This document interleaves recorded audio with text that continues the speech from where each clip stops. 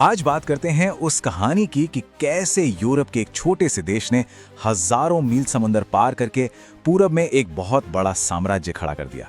तो चलिए शुरू करते हैं ये सफर। 60 गुना 60x। जरा सोचिए, सिर्फ एक समुद्री यात्रा और उससे हुआ मुनाफा था 60 गुना। ये वास्को डी गामा की पहली यात्रा का नतीजा था। और बस यही वो नंबर था, वो एक चिंगारी जिसने पूरब में पुर्तगाली साम्राज्य की आग लगा दी। इसी एक आंकड़े ने हिंद महासागर का पूरा इतिहास हमेशा हमेशा के लिए बदल कर रख दिया। तो सवाल ये है कि आखिर ये सब शुरू कैसे हुआ? इसकी कहानी शुरू होती है एक जहाज से जो आकर रुका भारत के तट पर। बात है साल 1498 की। पुर्तगाली नाविक वास्को दी गामा कालीकट के तट पर उतरा और वहां के जो शासक थे, जिन्हें जमोरिन कहा जाता था, उन्होंने तो उसका बड़ा दिल खोलकर स्वागत किया। लेकिन देखिए, पुर्तगाली इस खेल में अकेले नहीं थे। उनसे बहुत बहुत पहले से अरब व्यापारी इस पूरे इलाके के मसाले के ल्यूक्रेटिव ट्रेड मतलब आकर्षक व्यापार पर राज कर रहे थे। तो जाहिर सी बात है, यहाँ व्यापार और धर्म दोनों के हितों का एक जबरदस्त टकराव होना तो तय ही था। और हुआ भी वहीं। ये जो शुरुआती दोस्ती थी ना, ये ज्यादा दिन चली नहीं। बहुत ही जल्द पुर्तगालियों ने शांति से व्यापार करने का इरादा छोड़ दिया और उनकी रणनीति सीधी सीधी आक्रामकता पर उतर आई। तो अपनी पकड़ मजबूत करने के लिए साल 1500 में पेड्रो कैब्रल के नेतृत्व में एक दूसरा दल पहुंचा और उन्होंने आते ही कैलिकट में पुर्तगाल की पहली फैक्ट्री बना डाली। अब यहाँ एक बात समझिए, ये जो फैक्ट्री थी, ये आज के जमाने का कोई कारखाना नहीं थी। असल में ये एक किलाबंद गोदाम था, एक ट्रेडिंग पोस्ट। अरब व्यापारियों ने इसे अपने धंधे पर एक सीधा हमला माना और बस यहीं से शुरू हो गई हिंसक झड़पें। पुर्तगालियों ने अरब जहाजों पर हमला किया तो जवाब में उनकी फैक्ट्री को निशाना बनाया गया। और फिर 1501 में वास्को डी गामा दोबारा लौटा, लेकिन इस बार वो एक व्यापारी नहीं बल्कि एक हमलावर बनकर आया था। उसकी क्रूरता की कोई हद नहीं थी। उसने स्थानीय शासकों के मन में ऐसी दहशत फैला दी और पुर्तगाल की एक नई और बहुत ही खूंखार नीति की नींव रखी। अब जाहिर है, इन बढ़ते झगड़ों और कब्जे को संभालने के लिए कोई सिस्टम तो चाहिए था। तो पुर्तगाल ने भारत में अपना पहला वाइसरॉय भेजा, फ्रांसिस्को डी अल्मीडा, और वो अपने साथ एक बहुत ही साफ और बहुत ही एम्बिशियस प्लान लेकर आया था। अल्मीडा की इस रणनीति को नाम दिया गया ब्लू वाटर पॉलिसी। इसका फंडा बड़ा सिंपल था, जमीन पर किले बनाने से बेहतर है समंदर पर राज करो।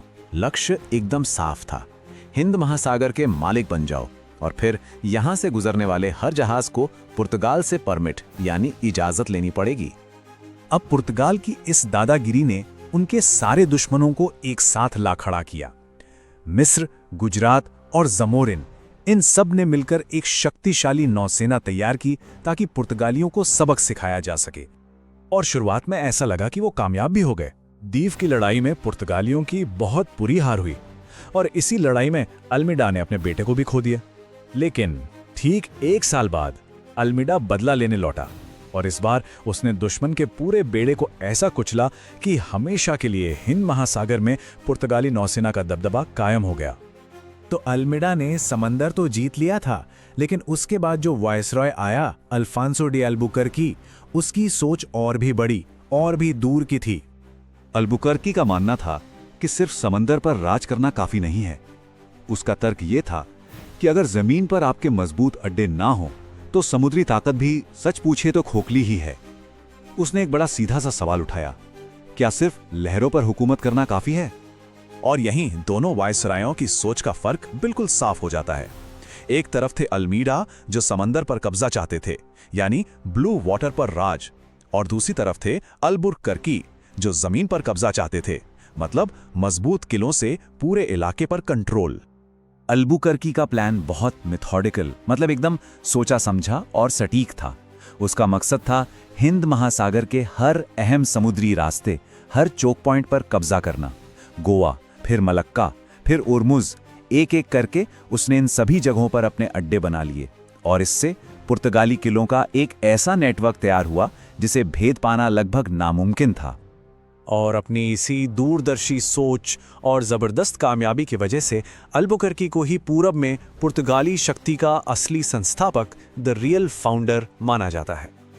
लेकिन देखिए, साम्राज्य बनाने के लिए सिर्फ तलवार ही नहीं, सियासत भी जरूरी होती है। और इस कहानी का अगला अध्याय लिखा अगले वाइसरॉय नीनो दा कुन्हा ने, जिसके राजनीतिक दांवपेच और भी ज्यादा खतरनाक थे। उस वक्त हिंदुस्तान का सियासी नक्शा तेजी से बदल रहा था। गुजरात के सुल्तान बहादुर शाह एक तरह से दो पाटों के बीच पिस रहे थे। एक तरफ जमीन पर था ताकतवर मुगल साम्राज्य का खतरा, तो दूसरी तरफ समंदर में थे पुर्तगाली। तो अपनी सल्तनत बचाने की हताशा में, या कहिए कि मजबूर होकर, बहादुर शाह ने पुर्तगालियों से मदद मांगी और बसीन की संधि पर दस्तखत कर दिए। इस संधि के तहत हुआ ये कि मुगलों से सुरक्षा के बदले उसने बसीन और दीव जैसे अपने कीमती इलाके पुर्तगालियों के हवाले कर दिए। लेकिन कहानी में एक मोड़ आया। जैसे ही मुगलों का खतरा टला, बहादुर शाह को अपने सौदे पर पछतावा होने लगा। उसे यह एहसास हुआ कि उसने पुर्तगालियों को अपने घर में जगह देकर शायद बहुत बड़ी भूल कर दी है। सुल्तान अब इस संधि की शर्तों पर फिर से बात करना चाहता था, तो नीनो दा कुन्हा ने उसे बातचीत के लिए अपने जहाज पर बुलाया। पर यह बातचीत नहीं, एक जाल था। जहाज पर हाथापाई हुई और सुल्तान बहादुर शाह को समंदर में फेंक दिया गया, जहां वो डूब गया। और इसी धोखे के साथ पुर्तगालियों का उन नए इलाकों पर पूरी तरह कब्जा हो गया। तो इस तरह सैन्य बल, जबरदस्त रणनीति और राजनीतिक विश्वासघात के दम पर पुर्तगालियों ने भारत में अपने साम्राज्य को बनाया। पर एक सवाल पीछे रह जाता है कि जो साम्राज्य हिंसा और धोखे की बुनियाद पर खड़ा किया गया हो, वो आखिर कब तक टिक सकता है?